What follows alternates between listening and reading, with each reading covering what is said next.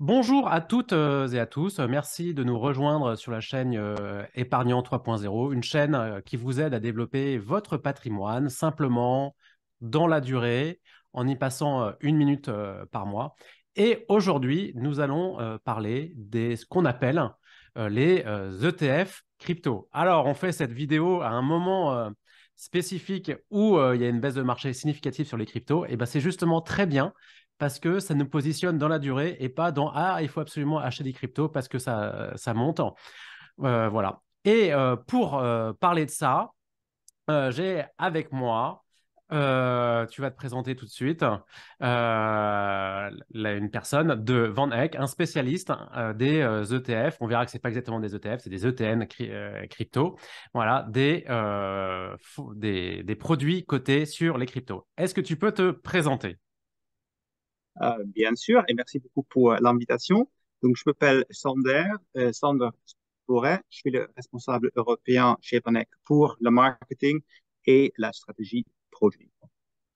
Voilà. Alors écoute, merci beaucoup parce qu'effectivement, Vanek, c'est un spécialiste à la fois des ETF, comment dire, spécialisés, de niche, un petit peu originaux. Il y a des ETF MOT, etc., des ETF actions, il y a pas mal de choses. Et puis aussi euh,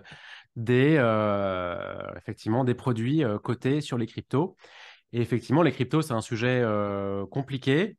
Alors, autant prendre des manières simples de l'utiliser et je pense que les produits cotés sur les cryptos, ça fait partie des choses qu'on doit savoir, doit connaître si on veut investir dans les cryptos. Mais pour rappel, hein, les cryptos, ça reste un tout petit marché volatile et il ne faut pas mettre une grosse partie de son patrimoine, quelques pourcents de son patrimoine pour ceux qui ont envie peut-être. De tête, je dirais que la capitalisation du Bitcoin, c'est moins de 1% de la capitalisation d'un indice action large. Voilà, et même si on prend toutes les cryptos, je pense qu'on doit être à moins de 2%. Donc voilà, donc c'est à regarder pour ceux qui veulent, mais il faut garder raison. Est-ce que tu peux nous présenter un peu mieux que ce que j'ai fait, Van Eck, de ton point de vue, voilà. Bien sûr. Donc, Vanek, entreprise en gestion d'actifs qui existe depuis les années 50, entreprise familiale, c'est plutôt l'exception dans le monde des grands fournisseurs d'ETF dans le monde. Donc, maintenant, le propriétaire, c'est la deuxième génération. C'est Monsieur Jan van Eck qui est le fils du fondateur. Donc, dans le monde entier, nous sommes dans le top 10 des plus grands fournisseurs d'ETF. Aux États-Unis, nous sommes nous sommes à la septième position, avec un grand focus sur les ETF plutôt thématiques, niche, comme vous venez de l'évoquer, et effectivement des cryptos. Dans le monde entier, on a des encours autour de 70 milliards de dollars. Déjà pas mal.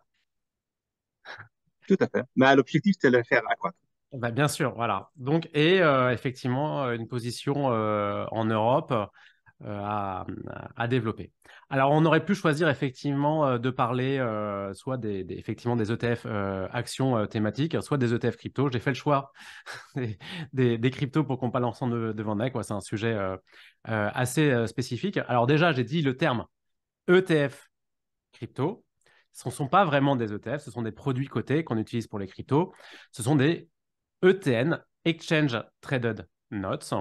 Est-ce que tu peux nous expliquer ce que c'est, pourquoi est-ce que ça ressemble à un ETF et qu'est-ce qui est différent par rapport à un ETF? Ouais. Donc, en gros, les deux se ressemblent très fortement, les ETF et les ETN. Le point, c'est que les ETF, donc les fonds, sont très réglementés en Europe et il y a plusieurs choses de classes d'actifs qui sont éligibles et les cryptos ne sont pas encore éligibles parmi les ETF ou les fonds actifs. Du coup, nous, comme tous les autres fournisseurs de tels produits, on fait le choix de choisir une autre forme juridique, c'est Exchange Traded Note, mais en gros, pour un investisseur, offre les mêmes caractéristiques qu'un ETF. Alors, c'est quand même pas exactement la même chose, si je puis me permettre, parce qu'il y en a un, effectivement, l'ETF, c'est un fonds, comme tu l'as dit, on est propriétaire de ce fonds. Le fonds, ça peut être soit une SICAV, soit une SCP, un FCP, dans le cadre français. Un exchange traded note, c'est quand même plutôt une dette que nous doit l'émetteur d'ETF.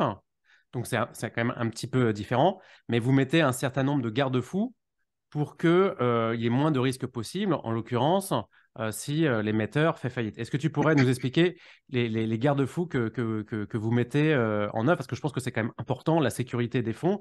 Et je pense que justement, le choix qui doit être fait entre soit investir en direct en crypto, soit passer par un ETN, c'est notamment la sécurité, parce qu'on voit qu'il y a des gens quand même, quand ils investissent en direct, soit là où ils ont déposé leur Bitcoin se fait hacker, où il y a un problème, où ils perdent leur mot de passe. Voilà, il y a beaucoup de risques par rapport à ça. Et effectivement, passer par un ETN fait baisser ce risque, mais il y a aussi des risques de l'ETN. Alors, il faut quand même en parler. Et donc, comment est-ce que vous faites pour faire diminuer ce risque? Est-ce que tu peux nous Ouais. expliquer? Peut-être juste pour commencer, donc effectivement, dans une structure juridique un peu différente, et donc la différence principale, c'est que ETN, c'est une obligation, une dette, Ouais. comme vous le dites, et en fait, le montant qu'on soit remboursé de la dette est indexé sur la valeur de le crypto. Donc, si Ouais. le crypto monte en valeur, tu seras remboursé un montant voilà, plus élevé, quand la crypto baisse, tu seras remboursé un montant plus faible.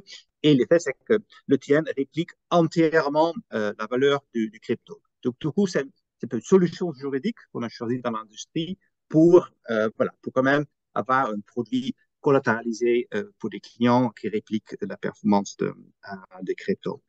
Donc, qu'est-ce qu'on a mis en place en termes de garde-fou? C'est effectivement cette collatéralisation. Donc, pour chaque euro qu'un investisseur investit dans nos ETN, on achète le même montant de crypto.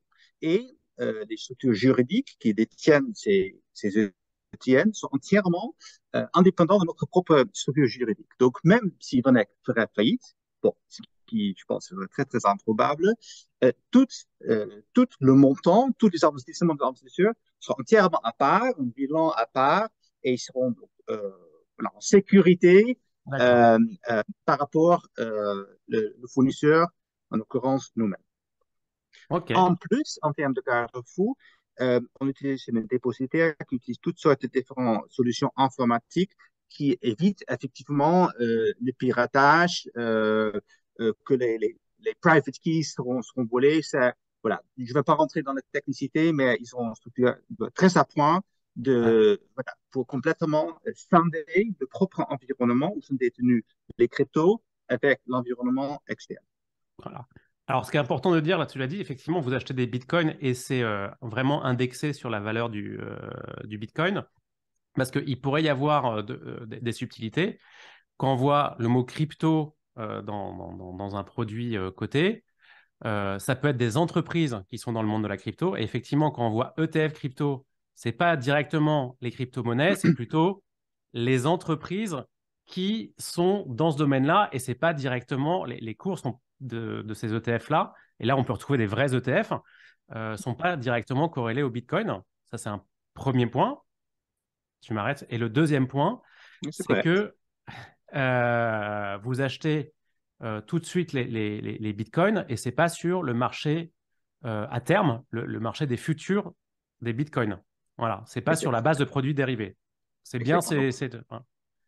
chez Vanek, en Europe, c'est un principe extrêmement important que on achète toujours, on fournit des produits physiques. Donc, des Ouais, ETF physiques et ici des ETN physiques. Qu'est-ce que ça veut dire? Si on achète chez nous, un ETF sur les jeux vidéo et l'e-sport, les 25 actions qui sont détenues sont véritablement détenues par nous sur notre propre bilan. Donc, tout euro qui est investi, c'est véritablement investi dans les entreprises sous-jacentes. Il y a aussi des fournisseurs d'ETF qui proposent des ETF synthétiques. Et franchement, les euros qui sont investis ne sont pas forcément investis dans des actions qui sont représentées par cet ETF.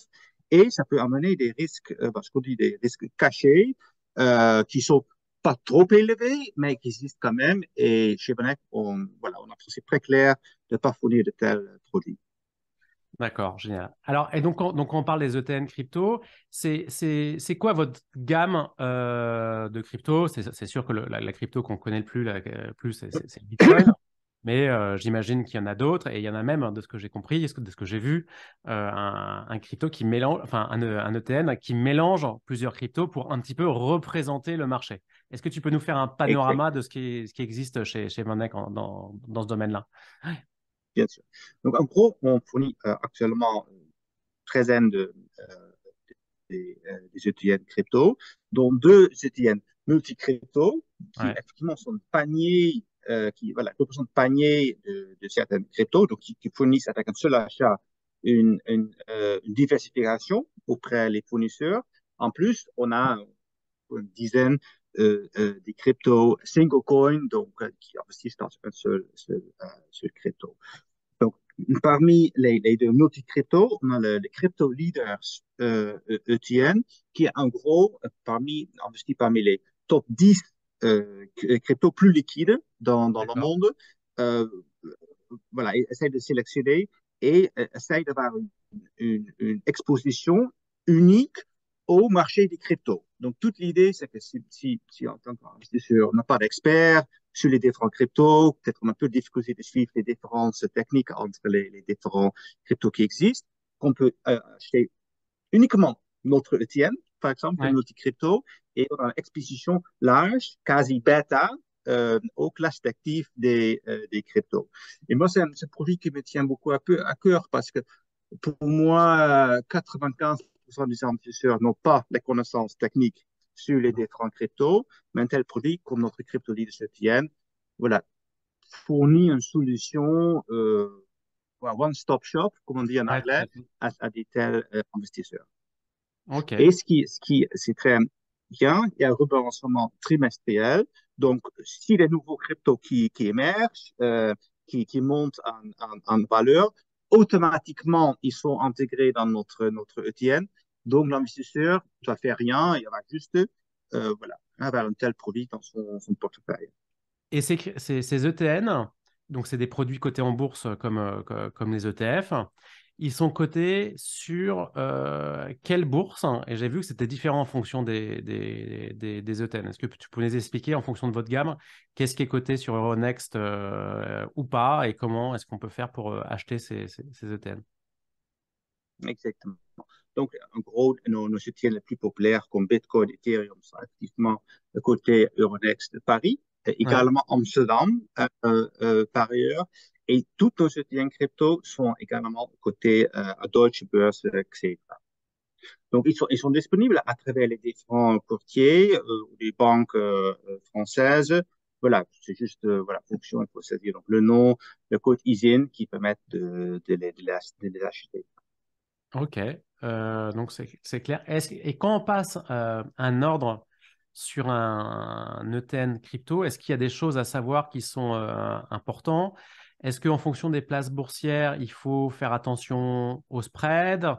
Est-ce qu'il y a des heures où c'est plus intéressant de passer son ordre? Quelles sont les bonnes pratiques? Ou est-ce que ce sont les mêmes que pour acheter un ETF finalement? Oui, oui, oui. En gros, ce sont les mêmes pour bonnes pratiques pour les ETF. Donc, quelques conseils de notre part. Donc, de toute façon, on recommande toujours passer des ordres limites parce Ouais, que ordre marché, bah, en fait, ça veut dire acheter pour moi le produit à n'importe quel prix. ouais, Donc, nous disons toujours, donc, mettez des ordres limites. Effectivement, pas au début de la marché, de la séance de marché, pas à la fin de la séance de ouais, marché. Et en plus, on publie sur notre site web des heures où il y a des importants annonces macroéconomiques qui ouais. font élargir les spreads sur le marché. C'est des moments où, typiquement, il faut mieux éviter de placer des ordres. D'accord. Et il y a pas de sujet, par exemple, effectivement, donc ça ressemble beaucoup aux bonnes pratiques des ETF classiques. L'autre chose, c'est que Voilà. aussi, il y a une bonne recommandation, c'est de le faire quand le marché cible est ouvert. Par exemple, il me semble que quand on achète un ETF S&P 500 en France, de la France, il vaut mieux le faire pas à 9 heures du matin quand le marché américain est fermé, ou même à l'ouverture. Il vaut mieux le faire quand le marché américain est ouvert, c'est quand même plus propre, hein, si on peut.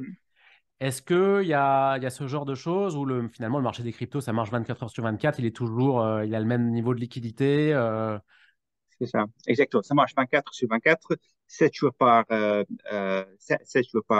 semaine.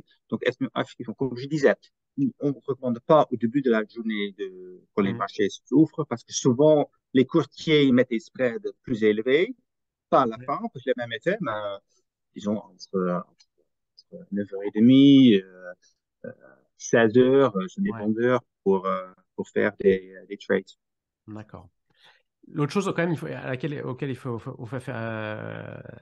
faire attention quand même quand on achète un ETF ou un ETN, c'est de savoir si il va durer et notamment quand même, moi je dis souvent qu'il faut quand même regarder l'encours parce que les tout petits produits cotés risquent de ne pas durer. Alors, c'est pas très grave s'ils sont arrêtés, on ne perd pas du tout l'argent, c'est juste que c'est pas très pratique et il faut s'en occuper.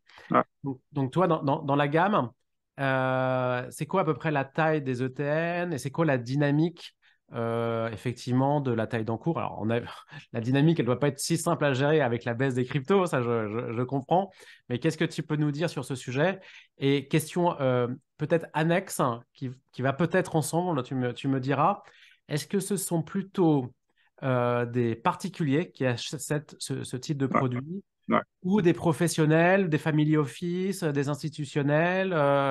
Comment est le marché en fait? Ouais, ouais, tout à fait. OK. Bon, effectivement, c'est une classe d'actifs très, très, très, très, très volatile. Et par ailleurs, pour exactement cette raison, évidemment, nous recommandons de ne pas avoir plus que quelques pourcentages de son portefeuille investi dans des cryptos. Et par ailleurs, avoir le reste du portefeuille investi à travers des classes d'actifs, comme des actions, obligations et potentiellement des matières premières immobilières. Peut-être ça. Ça.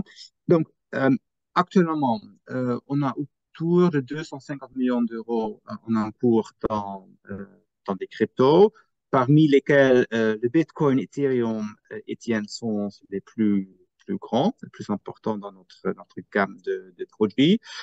Euh, les, et je pense, par que je pense, ils sont tous les deux au-dessus de 100 millions voilà, autour de 100 millions de dollars en cours. Oui, on a aussi des petits qui ont encore presque au même en cours que le lancement. En gros, ce qu'on observe dans le marché, c'est le Bitcoin, Ethereum, un peu le Solana, sont des cryptos qui ont beaucoup d'attention, qui connaissent quand même des flux assez importants. Hmm. Bon, je regarde les 7 derniers mois, on appelle ça souvent l'hiver crypto Ouais. chez nous, peut-être aussi en France, je sais pas. Donc, on a vu relativement peu de collecte, relativement peu de décollecte non plus, que c'est plutôt stable et on a vu plutôt avec l'effet de marché. Moi, je suis confiant que dès qu'on sort de l'hiver crypto, que aussi côté collecte, ça peut bien redémarrer. Hmm. Et effectivement, oui, oui, on a fait le choix de proposer une gamme de produits assez large, avec aussi des cryptos dans lesquels on va de belles opportunités pour le futur, même si pour l'instant ils sont plutôt petits.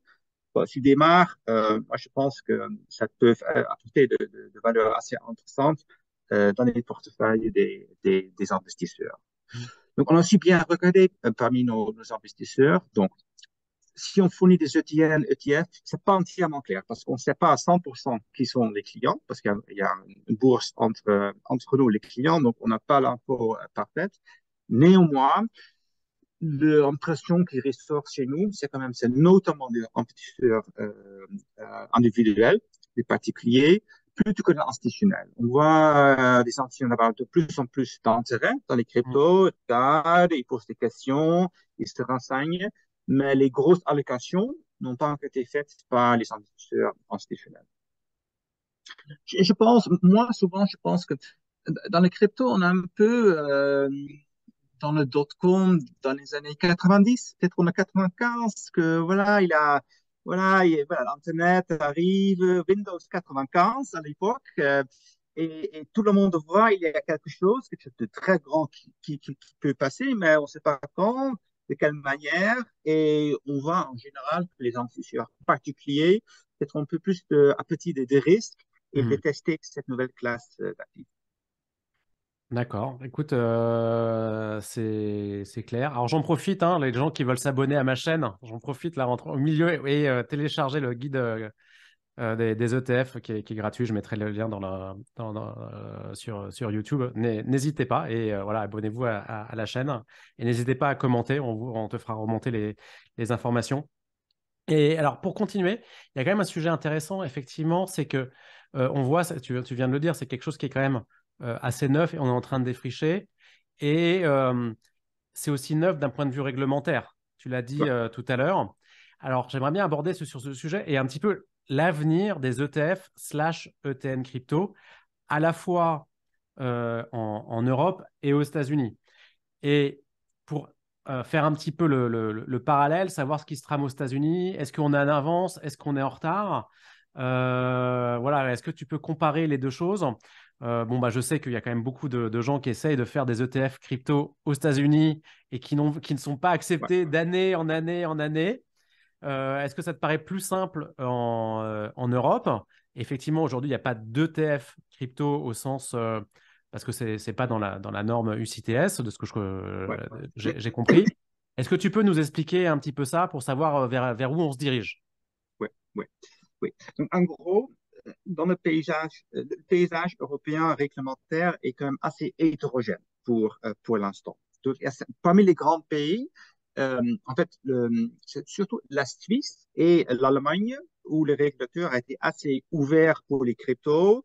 Et donc, les plus grands, donc les premiers ETP crypto sont lancés en Suisse, qui avait un marché très important encore pour ce type de produit. Et donc, ça a été suivi par l'Allemagne. Donc, le BaFin est plutôt donc, le AFM allemand AMF, l'AMF allemande, oui. qui est plus ouvert, qui peut permettre quand même voilà, plus d'ouverture, d'avoir une trading réglementée sur les cryptos. Il y a aussi des pays qui sont plutôt fermés. Le Royaume-Uni, par exemple, on ne peut pas faire de la publicité pour les cryptos pour les investisseurs de détail. Ça interdit. L'Italie a été aussi très, très, très frileux vis-à-vis des cryptos.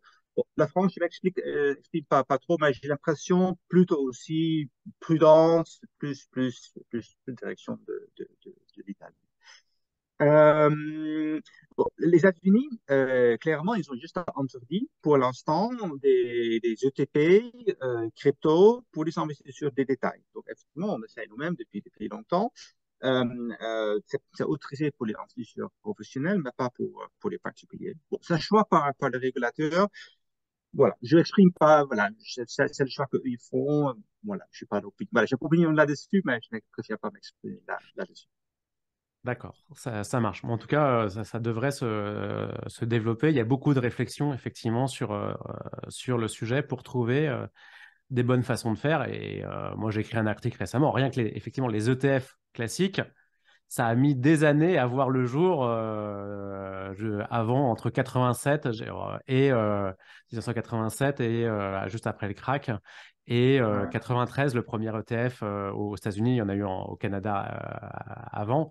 Voilà, ça met toujours un petit peu de temps pour trouver la bonne façon de faire et que effectivement il n'y ait pas de limiter les risques, voir ce qu'on peut dire aux particuliers sur le sujet. Voilà, ça met toujours effectivement un petit peu de temps. Je pense aussi que le sujet, c'est très, très, très vaste et avec des implications potentielles extrêmement importantes parce qu'il y a toute cette promesse finalement autour de la finance décentralisée. Ouais. Et pour l'instant, si on prend l'assurance, on passe par l'assureur, mais finalement, il y a un groupe de gens qui veulent s'assurer. Il y a des gens voilà, qui utilisent des primes et il y a l'assureur entre les deux. Et l'assureur, finalement, ils prennent la moitié des primes sont juste là pour payer tous les frais opérationnels de l'assureur. En théorie, le blockchain pourrait résoudre ces problèmes. En théorie, à travers le blockchain, le groupe des gens qui veulent s'assurer peut être en directement avec les gens qui utilisent des primes et ça pourrait créer extrêmement de valeur.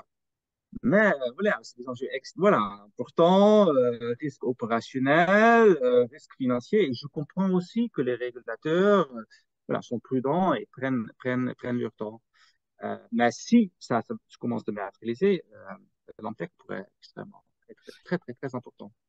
Alors, ce que tu viens de me dire me fait poser finalement une question, c'est que à qui est destiné les ETN crypto Ouais, ouais, ouais. plutôt que ceux, effectivement, que d'aller acheter en direct. Tu l'as dit tout à l'heure, la simplicité. Est-ce que tu pourrais donner quelques arguments pour et contre pour être équilibré? Et j'ai l'impression que dans ta dernière réponse, tu as donné un petit contre, si je puis me permettre, parce qu'il y a peut-être une opposition entre finance décentralisée et nouvelle finance et ETN, qui est plutôt de la finance classique maintenant. Voilà. Ah, ouais, ouais, ouais, ouais, ouais.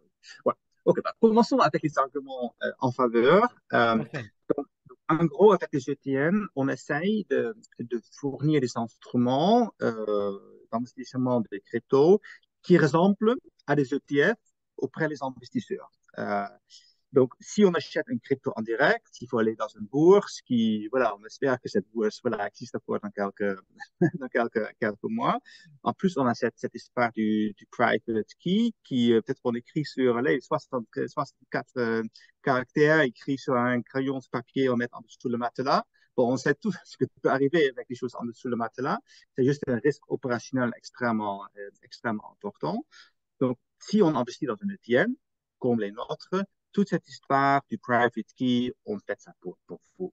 J'ai mis comme j'ai évoqué au début, on a mis en place une infrastructure extrêmement à point, importante pour complètement sécuriser cette private key et pour éviter que l'investisseur lui-même Mm. doit s'occuper de ça.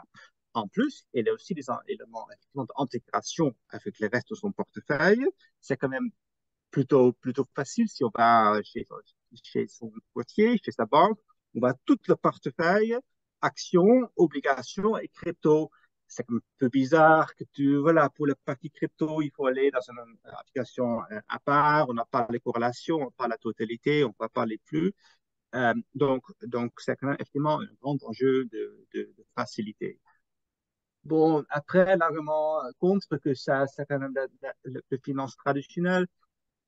Oui, c'est vrai, mais finalement, le côtier ne coûte pas tant d'argent que ça. Il y a beaucoup de côtiers qui sont gratuits en France. Sinon, ça reste quand même des ordres de grandeur de 0,2-0,3% par an de frais. Donc, Alors, non, mais je parle pas des frais, effectivement, hein. Je parle d'un point de vue philosophique où il y a des gens qui pensent que le Bitcoin, c'est enfin, les crypto-assets ou crypto-monnaies, on les appelle un petit peu comme on veut, c'est un peu quelque chose d'anti-finance. Voilà, et là, on revient avec les ETF dans le monde de la finance. C'est qu'à moitié une critique, hein. C'est juste, voilà, voilà, c'est quand même à prendre en compte, voilà, pourquoi est-ce qu'on investit en crypto? Est-ce que c'est pour des raisons philosophiques ou est-ce que c'est pour avoir un portefeuille diversifié? Je pense que les ETN, c'est, c'est, c'est pour avoir un portefeuille diversifié et miser sur effectivement des use cases, comme on dit, des applications, des cryptos futurs et d'investir là-dedans. ouais. Et pour certains gens, les cryptos, c'est un élément idéologique, C'est qu'est-ce ça. qui fait quasi. Bon, personnellement, voilà, je ne suis pas trop dans cette ligne. Moi, je vais toujours l'intérêt financier, autour de la finance décentralisée, mais aussi d'avoir une monnaie qui n'est pas influencée par les banques centrales. Je pense, dans la zone euro, voilà, on a la chance d'avoir des régulateurs, voilà, haut de gamme, très, très fiables, mais on va maintenant en Ukraine. Qu'est-ce que, voilà, que les autres zones de guerre, que hein, les institutions publiques ne peuvent pas toujours jouer le rôle qu'ils sont censés de faire. Et dans de telles situations, je vois c'est la logique d'avoir une monnaie décentralisée. Et tu as parlé de frais, et justement, j'ai oublié de te poser la question tout à l'heure sur les frais des ETN. Comment est-ce que ça se positionnait? Bon, j'ai quand même, on peut le dire, hein, j'ai quand même l'impression que tu as des frais un petit peu inférieurs, entre guillemets, à ceux de tes concurrents. Donc, on peut en parler d'ailleurs. Donc, ils sont de combien à peu près? Ça dépend, j'imagine, des cryptos sur lesquels c'est investi, mais ils sont à peu près de combien? Oui. Donc, pour les deux produits phares, donc Bitcoin et Ethereum, ils sont de 1% par an. Pour les autres, ils sont 1,5% par an, qui sont, je dirais, en ligne, peut-être légèrement plus faibles que des concurrents. Il existe par ailleurs des concurrents qui offrent des produits quasi gratuits. Après, je pense qu'il y a quand même cette expression qu'il n'existe pas de free lunch en finance. Donc, moi, je ne recommande pas d'investir dans tels produits. Ça marche. Et donc, oui, donc, comment est-ce que tu comparais tes produits sans critiquer la concurrence, mais c'est quoi effectivement la spécificité de VanEck par rapport aux autres produits crypto? Tu as commencé à en dire quelques mots. C'est quoi les arguments, je dirais Ouais. Bon, je pense que les produits même, ils restent assez comparables. Assez. Sur la dimension de liquidité de spreads, donc Ouais. qu'est-ce que la différence entre le prix d'achat et vente sur les bourses, on fait plutôt bien. On parmi les meilleurs en termes de spreads en Europe. Et je pense un autre argument important à évoquer, c'est quand même l'entreprise même. Vonek, comme je dis, entreprise familiale qui existe depuis les 60 ans, euh, top 10 de fournisseurs ETF dans le monde. Il y a quand même une stabilité financière extrêmement importante chez nous, Mhm. qui s'est démontrée dans les dizaines d'années. On bénéficie d'un portefeuille bien diversifié à différentes classes d'actifs, actions, obligations, actifs digitaux. Parmi, il y a beaucoup de fournisseurs d'ETN crypto en Europe qui existent depuis quelques années avec une capitalisation faible. Donc, eux, ils sont quand même, je pense, un risque plus important, voilà, de plus exister par exemple, 10 ans que nous. Je pense, ce qui est spécial chez Vanek, je pense qu'on a peut-être l'entreprise, le seul grand asset manager mondial qui fournit des produits crypto. Tous les autres fournisseurs sont plutôt des jeunes entreprises, start-up, qui peuvent voilà, donc passer par une phase de consolidation. Ça marche. Ben, écoute, merci beaucoup pour toutes ces informations. Est-ce que tu veux ajouter quelque chose? C'était très intéressant. Merci pour ta transparence. Je pense qu'on a appris plein de choses. La communauté a appris plein de choses. Voilà, n'hésitez pas à poser encore une fois les questions sur YouTube, à commenter, à liker, à vous abonner à la chaîne. Qu'est-ce qu'on peut te souhaiter pour la suite à toi et à Vonek alors Bah, je sais pas. Ça, je vous le laisse. D'accord. Peut-être, voilà, un bel développement du marché français. Ça marche. Bah voilà, je te le souhaite. Je le souhaite à Vanek aussi. Et merci encore pour toutes ces informations. Et à très bientôt à toutes et à tous.